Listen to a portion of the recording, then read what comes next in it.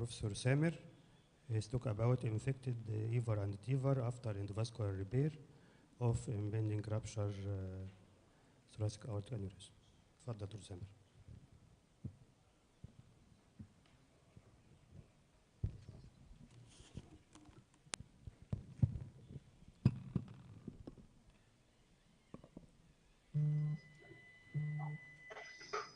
Good afternoon.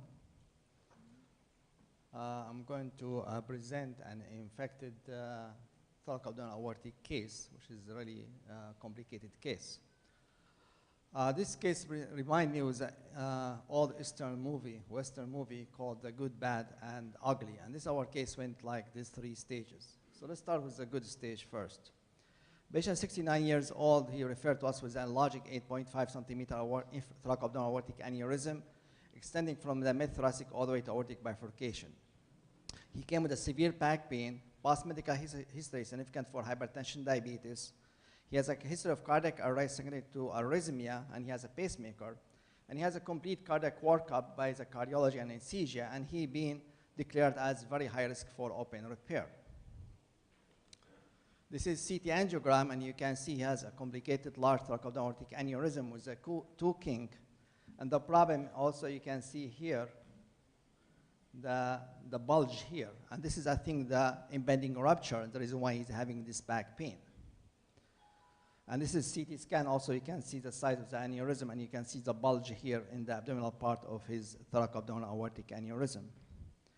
So what option we have? His option, branch of infiltrated TEVAR. The problem is it takes a time, and this patient has an almost impending rupture, so it was not a good options. We thought about chimney because all this kink will be very complicated, difficult to do a chimney with this 2 kink in the thoracoabdominal aortic aneurysm. Open surgical repair out of question because patient has for surgery. So we decided to go with a hybrid repair.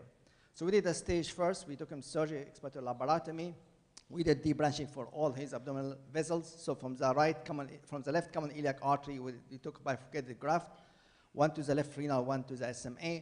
And from the right common iliac artery, we took a bypass, also bifurcated from right to the right renal and celiac artery. After surgery, he did fine. He just has mild deterioration in his kidney function, but went back to normal in a couple of days, no paraplegia, no stroke. Everything was fine. A couple of days after that, he has elevated WBC, so we did a CAT scan, and we found he has a large pancreatic pseudocyst of the pancreas and multiple abdominal collection.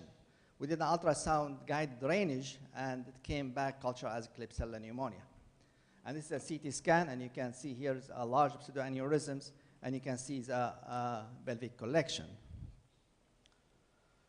So we did drain for this one percutaneously, and he did fine, but a couple of days he started having an abdominal pain. We repeat a CAT scan. At that time, we noticed his aneurysm is enlarging about 1.5 centimeters. Because we already finished with debranching, so we took him right away, and we deployed an TEVAR and EVAR for him, which was straightforward because he already has debranching, which did fine. This is during the surgery. You can see this is a TEVAR plus the EVAR, and this is down, sorry. And down you can see our debranch here going to the all-visceral artery. So he did fine. After surgery, his abdominal pain improved. 2 days later on, he started having fever and elevated WBC. So we repeat a CAT scan. There was no endoleak, but still fluid collection, multiple abdominal fluid collection, and still has a pancreatic pseudocyst. And we did also ultrasound guide drainage, and still came as Klebsiella pneumonia. And you can see here it has multiple abdominal abscesses here. And you can see our repair is very good. This is our here is no endoleak, but the problem is the pseudocyst and the multiple abdominal collection. So at that time, we said we have to take him to surgery and evacuate all this multiple located fluid. So this is his 3rd surgery. We take him back, we explore his abdomen, we drain all intra-abdominal pelvic abscesses. At that time, we looked at our bypass debranching. Everything looks fine, there's no infection. Even we cannot see them, they were very incorporated in the tissue. So he did well after surgery, and we sent him home on PO antibiotic after he became afebrile and WBC went back to normal. And we are very happy with that, and we are said we're done with this patient. Then we come to the bad stage. 2 weeks later, he came back to the ER with nausea, vomiting, loss of appetite, and diarrhea. WBC is elevated. We repeat a CAT scan. And now we see a fluid collection around the left bypasses, which going to the left renal and SMA with the air fluid. So now here, we can see it here. This is our bypasses here, and you can see air fluid level. Our main aneurysm looks fine. There's no problem in the endoleak. This is the right bypass, looks fine. So only we have a collection around the left bypass going to the left kidney and SMA. So what should we do? Conservative or CT-guided drainage or open repair? Again, he's high risk for surgery. We said, let's do CT-guided drainage, and we did that, and we started him again on antibiotics. So we did that. He responded that couple of days, and the culture came back this time as a candida with enterococcus and Klebsiella faecalis. So at that time, we said, this is too much, then we have to take this part of the graft. So here we are, we take him to surgery. This is number 4. We explore the abdomen, and this time we go retroperitoneal. We take the left bypass graft, and we put a reverse vein graft between the left external iliac artery and going to the left renal and to the SMA. And we drained all retroperitoneal abscess. He did fine. Put him on antibiotic, TBN, and we repeat CAT scan and showed everything looks fine now.